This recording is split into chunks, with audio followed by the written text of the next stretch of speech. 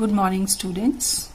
The topic for today is electrochemical series, applications of electrochemical series. Before we move on to the topic, if you do like it, please do share and subscribe, press the like button and also the bell icons so that you get the notification of the latest videos. Now, moving on to the topic. In the earlier video we said that the reduction potential of any electrode can be calculated by means of measuring it with respect to a standard reference electrode, the standard hydrogen electrode. So after we have measured the reduction potentials of different electrodes, we place them in increasing order of oxidation potentials or decreasing order of reduction potentials, and we get a series.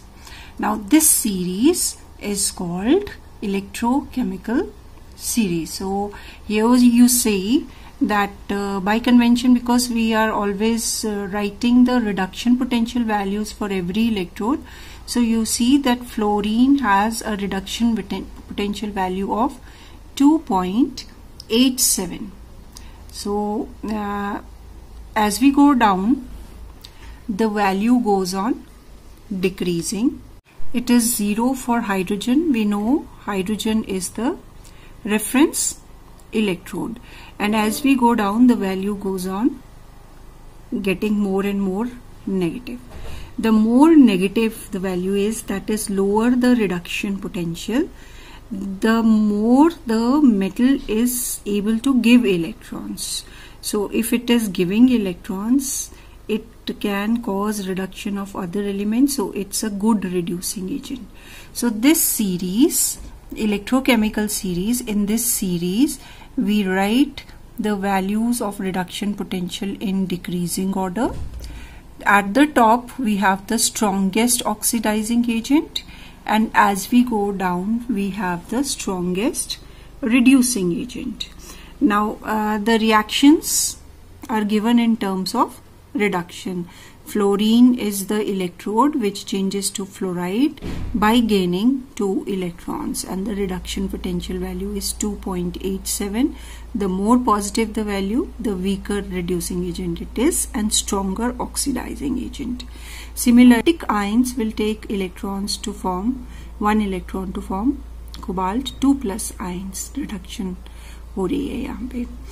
तो इस तरीके से जैसे hydrogen है, hydrogen में 2H+ ions will gain electrons to form hydrogen gas. Reduction, sodium ion will take electron to form sodium metal. हमने सभी reactions reduction के terms में लिखे हैं. और नीचे से ऊपर ऑक्सीडाइजिंग एजेंट की स्ट्रेंथ इंक्रीज होती है, ऊपर से नीचे रिड्यूसिंग एजेंट की स्ट्रेंथ इंक्रीज होती है. तो what is electrochemical series? The arrangement of elements in order of decreasing electrode potential values is called electrochemical series. Next is applications of electrochemical series. First application is relative strength of oxidizing and reducing agents. जैसा हमने पहले भी कहा है कि जिसका electrode potential lower होता है वो स्ट्रॉन्गर रिड्यूसिंग एजेंट होता है, और जिसका हायर होता है वो स्ट्रॉन्गर ऑक्सीडाइजिंग एजेंट होता है. तो फ्लोरीन गैस इलेक्ट्रॉन गेन करके फ्लोराइड आयन बनाती है. Fluorine gas strongest oxidizing agent है, जबकि फ्लोराइड आयन जो है वो वीकेस्ट रिड्यूसिंग एजेंट है. फ्लोरीन की टेंडेंसी इलेक्ट्रॉन गेन करने की है, तो fluoride ion is the weakest reducing agent in solution. Lithium metal is the strongest reducing agent. It can easily give electrons, and lithium ion is the weakest oxidizing agent in aqueous solution. Lithium ion is weakest oxidizing agent in aqueous solution, and of the two, fluorine is the strongest oxidizing agent and lithium metal is the strongest reducing agent. Second is calculation of EMF of the cell. So there are different steps in calculation of EMF of the step. आप दोनों half cell reactions लिखिए. जो electron दे रहा है उसको oxidation reaction की तरह लिखना है, दैट मीन्स वो इलेक्ट्रॉन दे रहा है. और जो रिडक्शन कर रहा है, जो राइट में है, उसको आपने रिडक्शन रिएक्शन के टर्म्स में लिखना है. अब अगर इलेक्ट्रॉन्स डिफरेंट हैं तो एक इक्वेशन को आपने सुटेबल नंबर से मल्टीप्लाई करके नंबर ऑफ इलेक्ट्रॉन्स दोनों इक्वेशंस में सेम करने हैं. फॉर एग्जाम्पल कॉपर 2 इलेक्ट्रॉन दे रहा है, सिल्वर 1 ले रहा है, तो आप सिल्वर वाले में 2 से मल्टीप्लाई कर देंगे ताकि सिल्वर भी 2 इलेक्ट्रॉन्स ले. Number of electrons should be equal. लेकिन आपको ये बात याद रखनी पड़ेगी कि हम इलेक्ट्रॉन्स तो मल्टीप्लाई करते हैं इलेक्ट्रॉन्स इक्वेट करने के लिए, लेकिन इलेक्ट्रोड पोटेंशियल वैल्यू को मल्टीप्लाई नहीं किया जाता है. देन जब आपके पास नंबर ऑफ इलेक्ट्रॉन्स सेम हो गए, उसके बाद आप EMF ऑफ द सेल को कैलकुलेट कर सकते हैं as E0 of cathode minus E0 of anode. इनकी वैल्यूज आप इलेक्ट्रोकेमिकल सीरीज से ले सकते हैं. तो जो राइट साइड पे है उसको पहले लिखना है, लेफ्ट साइड वाले को बाद में, और सब्ट्रैक्ट करना है. अगर आपका ये आंसर स्टेप 4 में अगर पॉजिटिव आता है तो इसका मतलब आपने इलेक्ट्रोड्स को ठीक पहचाना है और रिएक्शन फीजिबल है उस डायरेक्शन में. अगर आपका आंसर नेगेटिव आता है इसका मतलब उस डायरेक्शन में रिएक्शन फीजिबल नहीं है. आपको इलेक्ट्रोड्स को रिवर्स करना पड़ेगा. जिसको आपने एनोड माना है उसको कैथोड मानना पड़ेगा, और जिसको कैथोड माना है उसको एनोड मानना पड़ेगा.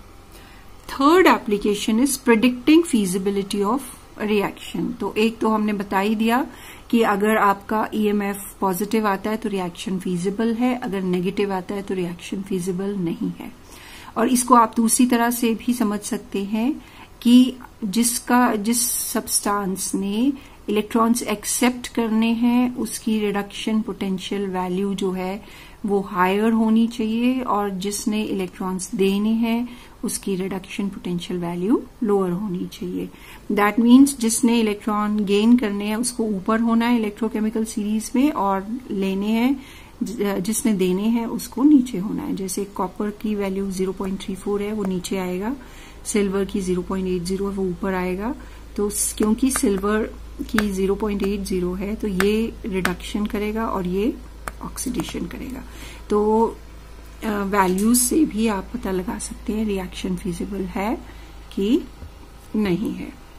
Then fourth application is to predict whether a metal can liberate hydrogen from acid or not. So only those metals can liberate hydrogen from acid which have negative values of reduction potential. That is, metal will give electrons and hydrogen ions will take electrons to form hydrogen gas. तो ये electrochemical series में जो elements hydrogen से नीचे वाली हैं वो acid से हाइड्रोजन को लिबरेट करेंगी, ऊपर वाली सारी एलिमेंट्स एसिड से हाइड्रोजन को लिबरेट नहीं कर पाएंगे. This is all about electrochemical series and its application.